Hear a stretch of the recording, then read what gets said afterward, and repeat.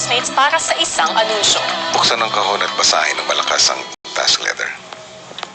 Adult housemates, Teen housemates, isang rap battle ang magaganap mamaya sa pagitan nyo at ng kabilang team. kailangan ninyong paghandaan ito sa pamamagitan ng paggawa ng isang rap na tinutukoy ang kahinaan at kakulangan ng inyong piniling katapat at ibinibida naman ang galing at lakas mo. Good luck, big brother. Good luck, big brother. Ang rap battle ang isa sa tasks na malimit ipagawa ni Kuya sa kanyang housemates mula pa nung mga nakaraang edisyon. Yung mga pinili ninyo, siya ang inyong makakatapat sa rap battle. Agad ding nagsimula sa paghanda ang magkabilang grupo. Feel ko si Ate Jazz, di siya magbibilong ka doon. Ako din, no? Yeah. May naisip ako para sa'yo kay Piang. Sige, isa-isayin natin. Kay Piang muna. Para Kaya ako muna makabukas tayo. base kasi parang nangihina na ako. Bakit? Pag ito, mag-cold war kami uli. Hindi naman Yung pa siguro. yung naisip mo. Hindi mo mapipigilan yun. Rap battle to eh. Sige, go. Hindi ko pwedeng biguin sina Dylan. Kasi lagi nga nilang sinasabi na I'm weak in terms of ang grabe yung emotions. Lagi pahay ka ba? Magpapatalo ka na lang. Ay, sa tingin niyo magbibelow the belt ako? Yeah. Grabe yung mga ugali niyo. Hindi, kasi sinabi mo yan. Sinasabi mo. Oo nga. Lahat ng sinulat ko doon, kuya, joke time lang lahat yun. Kasi ayokong ma-hurt yung feelings niya talaga. Oo. Ba't si Piang pa? Kinakabahan ka, no? For me. Oo naman, siyempre. Ako din, kinakabahan ako. Kasi ito kay JP, kaya ko naman laruin sa JP. Hindi ko gagamitin na lang ano kayo. Ay, anong kang briripat sa'yo? Yung exotic. That's below the belt. Opensa ka.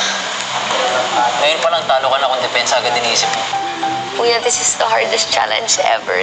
Sige lang, okay na eh. Maya-maya pa itinipo na ni Kuya ang lahat sa living room. Magsisimula Part one. ang laban Ngayon na lang sa to, pagitan ang edit ng at to adult kay at for the teen end sa housemates. ito nga part. Rain at Colette, magsisimula ang inyong battle sa iyo rin. Ay, Ate Colette, long time no see. Nakapaglaba ka na ba ng iyong panty? Kasi, kalat dito, kalat doon. Bahay mo ba to? Feeling mo naman. Hindi ko po inakala ko yun na hindi naman po yung panty ko. Hindi naman nangingialam yun. Kita mo to? Kita mo to? Pakialamera kasi. Parehas tayo! Nakakapansin ka ba na nakakasakit ka na ng iba? Oo! Nakikita mo ba yung mga kalat na nilalagay mo sa ibang closet ng housemate? Di mo man malagay sa kama mo, sa closet mo! Ang laban sa pagitan ni Rain at ni Colette ay nagtatapos na. Sumunod namang sumalang ang kailan lang naging malapit na magkaibigang sina Piang at Jazz. Sobrang kinabahan ako. Because I know her capabilities na hindi siya magpapatalo din, sobrang palaban. Oh, Piang, sinabi mo sa akin noon na nawalan ka ng respeto. Totoo ba? Hindi ka lang marunong rumespeto?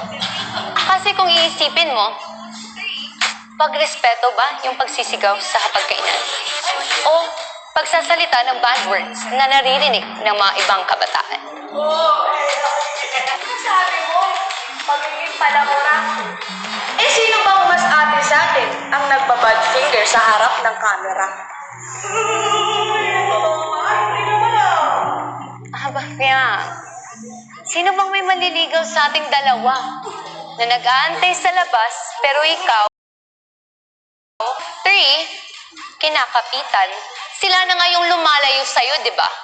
Pero bakit mo pinipilit yung sarili mo? Oops. You disrespect him. Na, you will never gain my respect.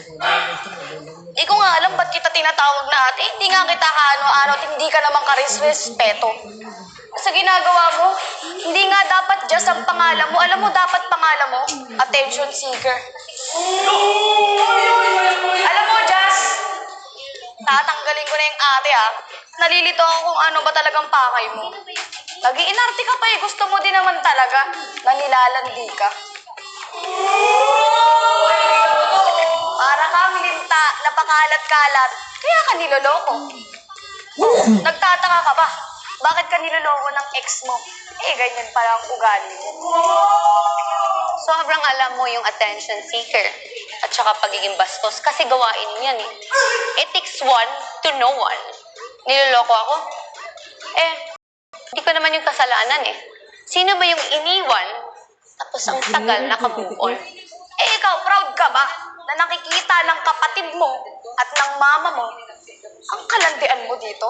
Ano bang pinunta mo dito? Pangarap? O syota? Hindi naman ako pumasok dito para maging shota. Kaya kung gusto mo, kunin mo. Hindi ko naman chinayin si JM, so kasalanan ko ba na siya yung mismong lumalapit sa akin? Sino bang nagchichika sa'yo na gusto ko yan? Sino? Wala. Sariling utak mo lang yun. So tinanong mo ako, masaya ba yung nanay kapatid ko? Dahil ginagamit ko edukasyon, ibalik ko yung tanong ko sa'yo. Masaya ba yung nanay mo sa mga Oo, pinagagawa masaya. mo dito? Oo, masaya. O di congrats sa'yo. Sinong nauna? Sure ka bang optimistic ate ka na yan? Next, Mayor. O kaya pakitang ate?